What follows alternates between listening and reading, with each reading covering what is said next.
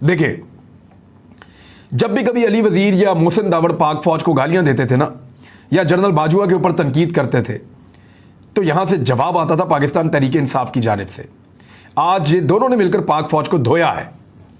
अली वजीर ने, को पाक फौज तो जवाब नहीं दे सकती ना अब, या पाक फौज का बंदा भी इलेक्शन लड़के कौमी असम्बली में खड़ा हो, वो खड़ा होकर फिर अपने यूनिफॉर्म के अंदर वो आके जवाब दे, नहीं हो सकता, मुमकिन नहीं है, आइन में इसकी गुंजाइश नहीं है। तो सबसे पहले तो आप सुन लें कि अली वजीर ने क्या कहा। उसने जनरल बाजुआ के खिलाफ काफ़ी तनकीद की। उसने कहा जी मेरे पे इल्ज़ाम लगाते हैं, कभी किसी यूनिवर्सिटी में जाके, कभी सहाफ़ियों के अंदर जाके, कभी किसी और जगह पे जाके। तो जनरल बाजुआ का उन्होंने बताया कि जैसे कोई पर्सनल मामला है। तो उन्होंने कहा मुझे कहते हैं कि मैं, कभी कहते हैं सहाफ़ियों में, मैं वैसे उस मीटिंग में था जनरल बाजुआ के साथ। उन्होंने कहा जी वो कहते हैं जी इसका प्रॉपर्टी का मसला है, फ़ौज के साथ इसका फटा पड़ा हुआ है और ये इसलिए नफरत करता है। वहाँ पर कोई ट्रांसपोर्ट का अड्डा है जहाँ पर प्रॉपर्टी का मामला है और अली वजीर का असल मामला वो है। तो अली वजीर ने आज जनरल बाजुआ को चैलेंज किया कौमी असम्बली के अंदर खड़े होकर और काफ़ी तज़हीक की है। ये अली वजीर ने, जो इस वक्त मौजूदा हुकूमत का हिस्सा है, जिसको हुकूमत बनाकर दी गई है, इंपोर्टेड हुकूमत जिसको बनाकर दी गई है ना, ये उसने तनकीद की है जनरल बाजुआ के ऊपर और फ़ौज के ऊपर। और क्योंकि ये फ़ौज हमें कहती है कि हमारे जर्नैल पे तनकीद का मतलब है फ़ौज पे तनकीद, तो फिर फ़ौज पे ही तनकीद हुई ना, तो वो फ़ौज के ऊपर जो है वो तनकीद कर रहे हैं। दूसरा, ये उसने चैलेंज किया कि प्रॉपर्टी का कोई मसला है तो बताएं, लेकिन ये जनरल बाजुआ साहब ने हमें बताया था, मैं उस मीटिंग में था साफ़ियों वाली में, जब उन्होंने ये चीज़ बताई थी। सलीम साफ़ी बहुत कह रहा था कि छोड़ दो इसको, छोड़ दो इसको। जनरल बाजुआ साहब के साथ ज़िद कर रहा था कि अली वजीर को छोड़ दो, लेकिन जनरल साहब ने कहा कि उसने फ़ौज की तौहीन की है। वो तो ये भी कहता था कि मैं ये जो बाढ़ है ना, जो बॉर्डर पर लगी हुई है पाकिस्तान अफगानिस्तान की, उसके साथ फ़ौजी जर्नैलों को बांधूंगा और जीप के पीछे बांध के घसीटूंगा। उसके बाद वो गिरफ्तार हुआ था, हेट स्पीच के बाद। बहरहाल जनरल साहब पे तनकीद हुई है। मोहसिन दावड़ ने भी एक मुतालबा किया है। उसने कहा कि अफगानिस्तान का इलाका है मीर सफ़र, वहाँ गुज़िश्ता रात पाकिस्तान के जेट तैयारों ने जाकर बमबारी की है और उसके नतीजे में 40 अफ़गानी जो हैं वो मारे गए हैं या जाँ बहक हो गए हैं। अब वो ये कह रहा है कि क्योंकि अफ़गानियों को पाकिस्तान की फ़ौज ने मारा है, मुबैना तौर पर उसका ये कहना है, लिहाजा 40 से ज़्यादा अफराद जो हलाक हुए हैं, इस पे पाकिस्तान में जो है वो कोई तबसरा वबसरा नहीं हो रहा, लेकिन इसके ऊपर कोई जवाब भी नहीं दिया जा रहा। लिहाजा इस पे कोई इंक्वायरी की जाए, तहकीकात करवाई जाए। पाकिस्तानी फ़ज़ाइया पर अफगानिस्तान में बमबारी का इल्ज़ाम, मोहसिन दावड़ का तहकीकात का मुतालबा, और ये मुतालबा उसने पाक फ़ौज के ख़िलाफ़ कौमी असम्बली में खड़े होकर किया। मोहसिन दावड़ कौन है? वो हुकूमत का हिस्सा है।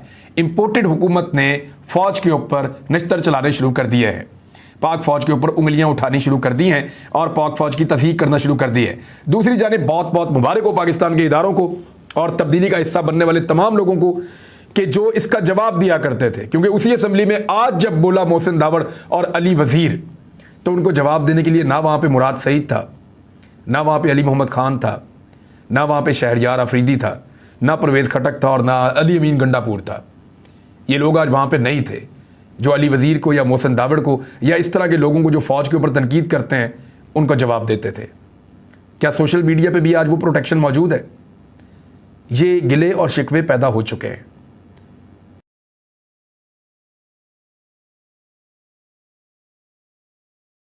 शुमाली वज़ीरिस्तान के वो IDPs जो ज़रब-ए-अज़ब शुरू होने से पहले अफगानिस्तान के बॉर्डर को क्रॉस करके अफगानिस्तान चले गए और वो अभी तक वहां पर फंसे हुए हैं।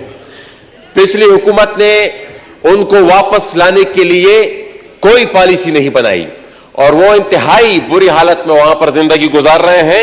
और कल रात को पाकिस्तानी फौज के तैयारों ने, पाकिस्तानी एयरफोर्स के तैयारों ने अफगान बॉर्डर के उस तरफ मीर सफर रूस से इलाका मुरहा के इलाकों में बमबारी की और 40 से ज्यादा अफराद उसमें जान बहक हुए, शहीद हुए हैं।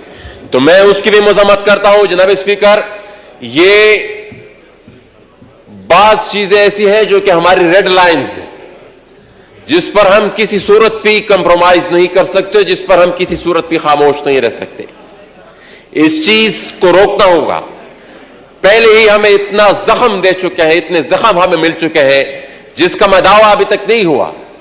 वो जो जेट तैयारों की बमबारियां हैं जो कि पूरे के पूरे शहर मलियामट किए गए हैं, उसका मदावा अभी तक नहीं हुआ। और ऊपर से ये फिर ये बमबारियों का सिलसिला शुरू हुआ तो यह इंतहाई अफसोसनाक है।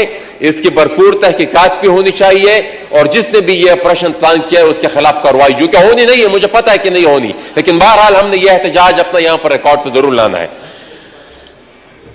जनाब स्पीकर, हमारे लिए इसी से कनेक्टेड ये क्यों हो रहा है?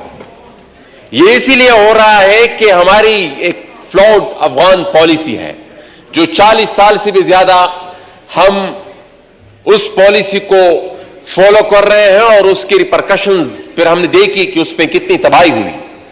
और वो पॉलिसी ये है कि हमने कभी एक शक्ल में वहां पर मिलिटेंसी को सपोर्ट किया है, कभी दूसरी शक्ल में हमने अभी तक अपनी पॉलिसी की तस्हीह नहीं की।